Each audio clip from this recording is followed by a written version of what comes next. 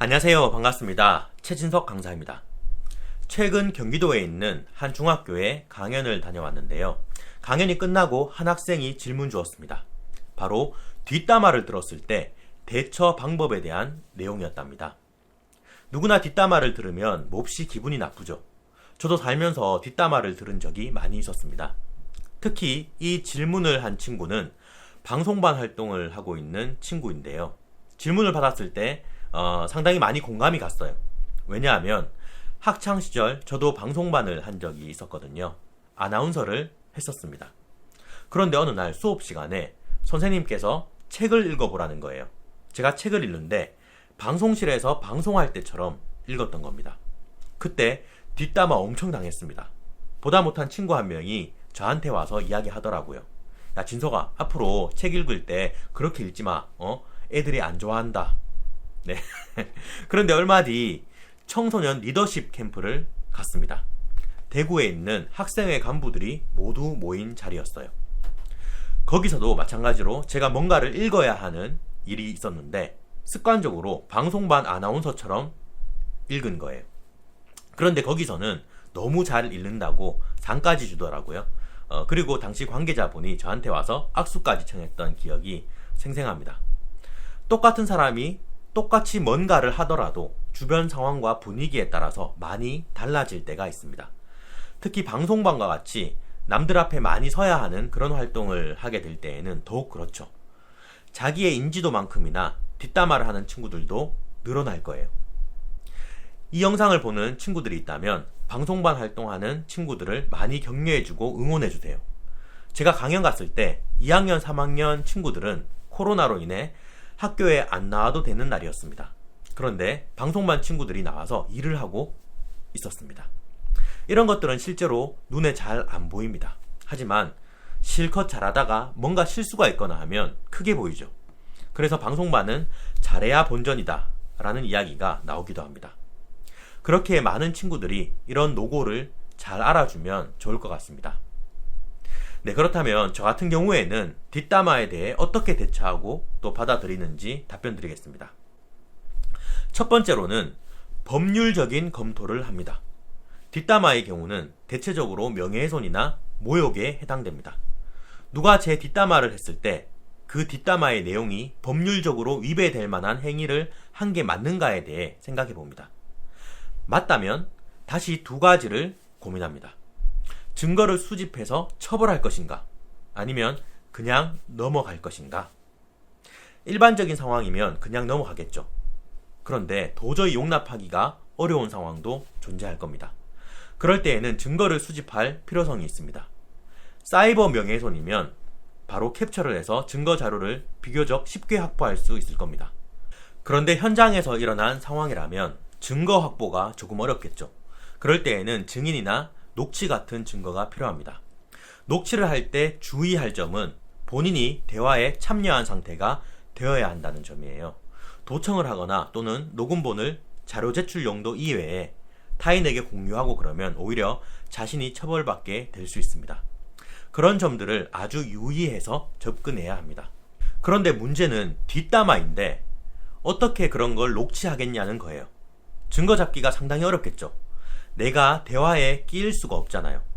저 같으면 이렇게 할 것 같아요. 뒷담화를 목격했을 때 가서 내가 이런 이야기를 들은 것 같은데 맞느냐고 자연스럽게 물어보겠죠. 만약 상대방과의 대화에서 맞다 어쩔래 그런데 뭐 이렇게 나오면 상대방은 인정한 게 될 겁니다. 또는 그런 뒷담화 현장을 목격한 증인들이 있어도 대응해 나갈 수 있습니다. 그런데 이렇게까지 가게 되면 참 삭막한 것 같아요. 그래서 사건이 발생되면 가장 먼저 선생님께 한번 상담을 드려보고 함께 방법을 찾아나가 보는 것이 좋다고 생각합니다. 상당수의 경우는 법 앞에서 용서를 구하거나 비는 경우가 많습니다. 그때 다시 용서를 해줄지 말지 여부를 결정하면 됩니다. 만약 그래도 자기의 잘못을 모른다면 정상적인 절차를 밟아서 처벌하면 됩니다. 이걸 왜 첫 번째로 넣었냐면 누군가 자신에게 명예훼손을 했을 때 그냥 아무런 대처를 할 수 없는 상황과 내가 처벌을 가할 수 있는 카드가 있다는 것은 심리적으로 차이가 큽니다. 마치 집에 도둑이 들었을 때 내 손에 총이 하나 있는 것과 없는 것의 차이가 되겠죠. 네, 처음부터 내용이 조금 과격했나요? 하지만 자기 앞에 법의 칼날이 놓여봐야 그때서야 정신을 차리는 사람들이 꽤 많아요. 미리 알면 좋을 텐데. 네. 이제부터는 조금 순화된 방법들에 대해 말씀드리겠습니다. 두 번째, 뒷담화가 기분 나쁘다고 알려주는 거예요.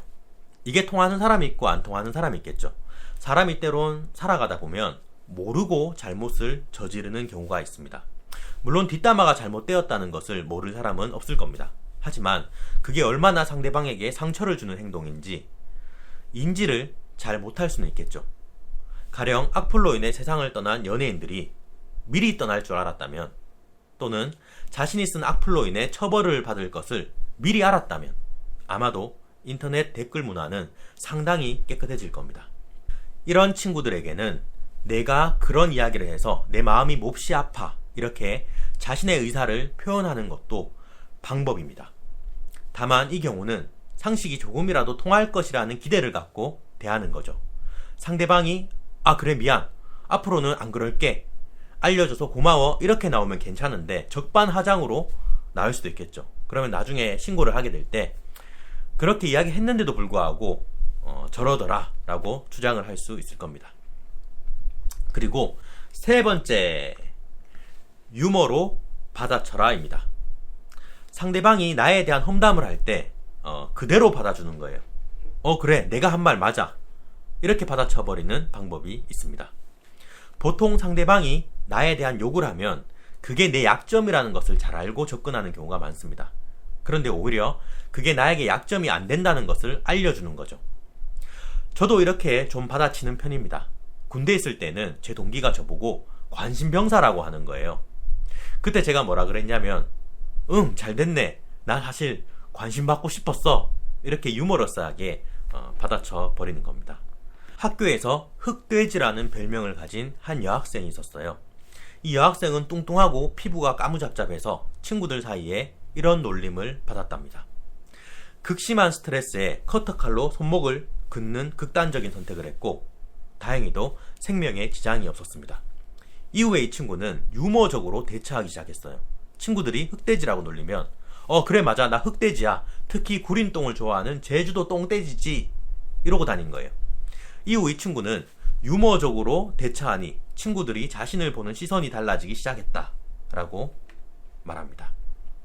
물론 이런 방법이 모두에게 통하지는 않을 거예요. 하지만 때로는 자신을 비난하는 사람들을 유머러스하게 받아칠 수 있는 여유도 필요합니다. 제 유튜브에 유머 감각 키우는 법이라는 영상이 하나 있습니다. 그런데 거기에 악플이 하나 달린 거예요. 약간 장애가 있으신 것 같네, 이렇게요. 지금도 검색해보면 나옵니다.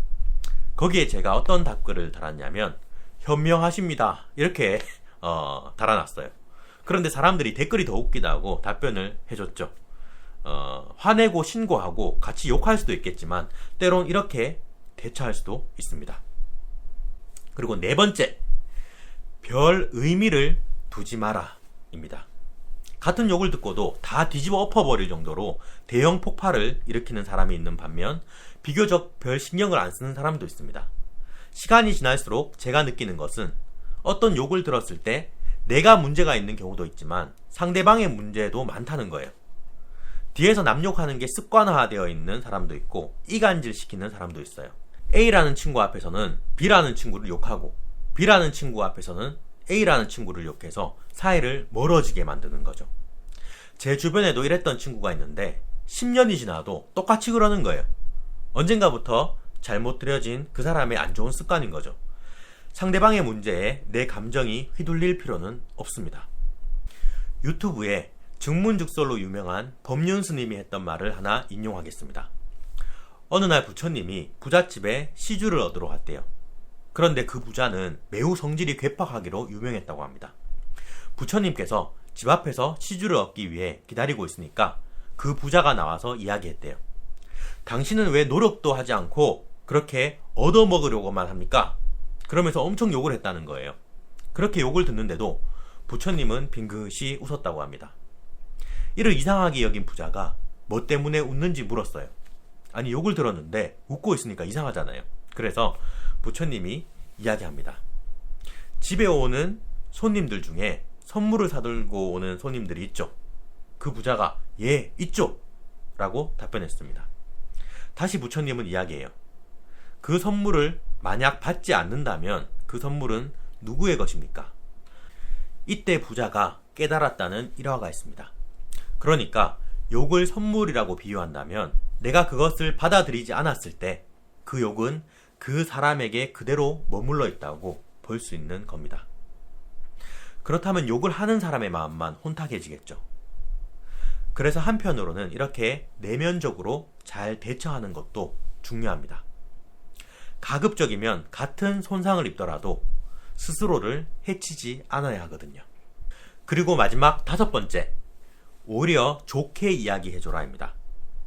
누가 나에게 와서 뒷담화를 들었다고 전하거나 하면 그래? 나는 그애 엄청 좋게 생각하는데 그 친구는 이런 점이 장점이야. 오히려 칭찬으로 받아치는 거예요.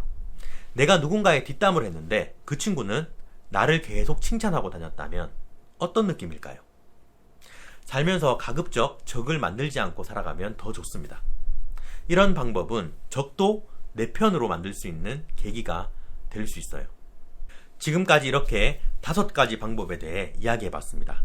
법적으로 밀고 나가는 방법, 마음을 그대로 표현해서 알려주는 방법, 유머로 받아치는 방법, 별 의미를 두지 않는 방법, 역으로 칭찬하는 방법. 상황에 따라서 대처해야 하는 방법도 달라질 수 있습니다.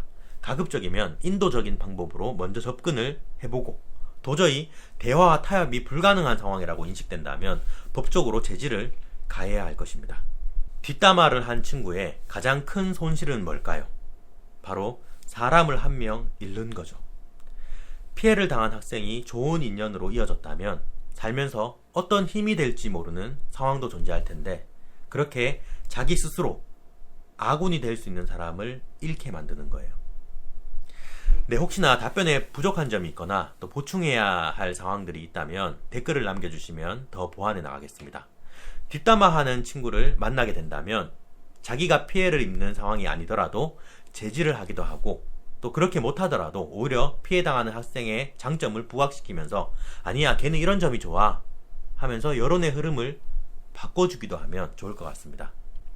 뒷담화의 역사는 참 오래되었다고 합니다.